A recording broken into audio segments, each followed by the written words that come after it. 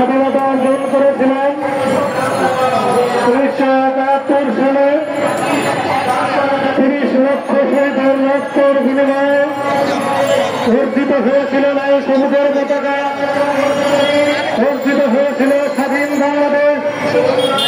আমরা ভেবেছিলাম হয়তো আমরা স্বাধীন হয়েছি, কিন্তু পরবর্তী সময়ে এসে দেখছি আমরা পাকিস্তানের শৃঙ্খল থেকে বের হয়ে আসার পর আমাদের উপর একটা কালো ছায়া নেমে এসেছিল। সেই কালো ছায়াটা হচ্ছে ভারতের আগ্রাসন। ভারত বিভিন্ন সময় আমাদের দেশকে দেশ নিয়ে বিভিন্ন ধরনের চক্রান্ত করার চেষ্টা করেছিল। বিভিন্ন চক্রান্তর ভাবে আমাদের দেশটাকে অস্থিতিশীল পরিবেশ করার সৃষ্টি করেছিল, কিন্তু 1975 সালে শেখ মুজিবুর তার সপরিবার খুনের মাধ্যমে বাংলাদেশ ইন্ডিয়ার শৃঙ্খল থেকে, ভারতের শৃঙ্খল থেকে মনে করেছিলাম আমরা মুক্ত হয়েছি, কিন্তু না। জিয়াউর রহমান এসে যদিও আমাদের দেশের স্বাধীনতা সার্বভৌম রক্ষার জন্য নিরলস চেষ্টা করেছিল এবং দেশকে একটি পর্যায়ে নিয়ে এসে দাঁড় করিয়েছিল। পরবর্তীতে এই ভারতের চক্রান্ত মুজিবপূর্ণ শেখ হাসিনাকে এই দেশে কেবল মুখ্যমন্ত্রী হিসেবে নির্বাচন করেন। তারই ধারাবাহিকতায় দীর্ঘ 17 বছর ভারতের আগ্রাসন থেকে আমরা মুক্ত হতে পারি নাই। তারই ধারাবাহিকতায় আমরা দেখেছি 28 তারিখে জনতার অধিকার পার্টির চেয়ারম্যান তাকে কিভাবে নির্মমভাবে নির্যাতন করা হয়েছিল।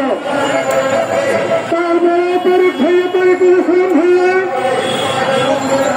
এই দেশ এবং তাদের কথা ভেবে সে বেশিরা হাঁটেনি। এই দেশের কোন জনগণ ভারতের আগ্রাসন মেনে নেয়নি, মেনে নেবে না। এত কিছুর পরেও ভারত যদি মনে করেন তাদের আগ্রাসন শেখ হাসিনা স্বৈর শাসকের মাধ্যমে আমার এই দেশকে একটা কুচক্রান্তের মাধ্যমে আমার দেশকে অস্থিতিশীল পরিবেশ তৈরি করবে, তাহলে আমি মনে করি তারা বোকার স্বর্গে বসবাস করছেন। এই জাতি রক্ত দিয়ে ভাষা আন্দোলন করেছিল, জীবনের বিনিময়ে স্বাধীনতা অর্জন করেছিল, 24 রক্ত দিয়ে জীবন দিয়ে দেশকে কিভাবে রক্ষা করতে হয় সেটা দেখিয়ে দিয়েছে। তাই বন্ধুরা, আমি আমাদের পার্শ্ববর্তী দেশ ভারতকে বলতে চাই, আপনারা আর চক্রান্ত করার চেষ্টা করবেন না। আপনারা 24 সাল পর্যন্ত বহুত চক্রান্ত করেছেন এই দেশকে নিয়ে। আপনাদের মুখ্যমন্ত্রী শেখ হাসিনাকে নিয়ে অনেক চক্রান্ত করার চেষ্টা করেছিলেন, এই দেশটাকে কারো রাষ্ট্রে পরিণত করার চেষ্টা করেছিলেন। এদেশের ছাত্র জনতা তা করতে দেয়নি। আপনাদের এই চিন্তা ভাবনা থেকে আমার মনে হয় এখনো সময় আছে, বের হয়ে আসুন। বাংলাদেশের সাথে, বাংলাদেশের জনগণের সাথে আপনারা প্রেম করেন, বাংলাদেশ আপনাদের বন্ধু হয়ে থাকবে। আর যদি মনে করেন আওয়ামী লীগকে দিয়ে, শেখ হাসিনাকে দিয়ে এই দেশকে শাসন করবেন, সেটা সম্ভব নয়। আর শেখ হাসিনাকে পুনর্বাসন করার জন্য আপনারা যে ধরনের চক্রান্ত শুরু করছেন, সেই চিন্তা ভাবনা থেকে বের হয়ে আসেন। আওয়ামী লীগ যেমন বাংলাদেশের কাছে নিয়ে, বাংলাদেশ যেমন আওয়ামী লীগের কাছে নিরাপদ নয়, ভারতেও আওয়ামী লীগের কাছে নিরাপদ নয়। এই বাংলাদেশে আওয়ামী লীগ বিভিন্ন বাংলাদেশে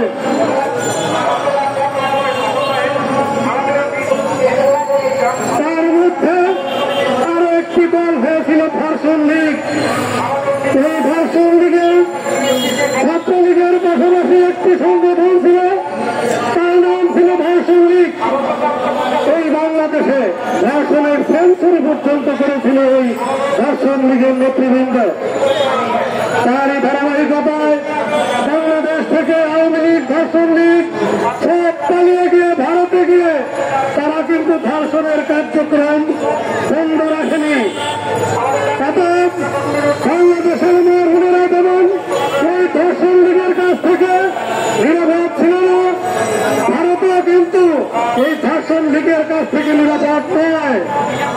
গত 5 দিন কালবেলার একটা নিউজে দেখলাম সিলেট আওয়ামী লীগের নেতৃবৃন্দ ভারতে গিয়ে 6 জন মিলে একটা মেয়েকে ধর্ষণ করেছে এবং তার মামলায় হয়েছে 4 জন। সিলেট জেলা আওয়ামী লীগের সাধারণ সম্পাদক সহ 4 জন গ্রেফতার করা হয়েছে। অতএব আপনারা যা ভাবছেন তা কিন্তু নয়। ধর্ষণের সেঞ্চুরি করা ধর্ষণ লীগ ভারতে গিয়েও সেঞ্চুরি করবে, ভারতে গিয়েও কিন্তু ভারতের মাগুলো কিন্তু জাতির কাছে এই আওয়ামী লীগের কাছে নিরাপদ নয়। অতএব আপনারা নিরাপদ যদি হতে হয় তাহলে বাংলাদেশের সাথে প্রেম করুন, বাংলাদেশের সাধারণ জনগণ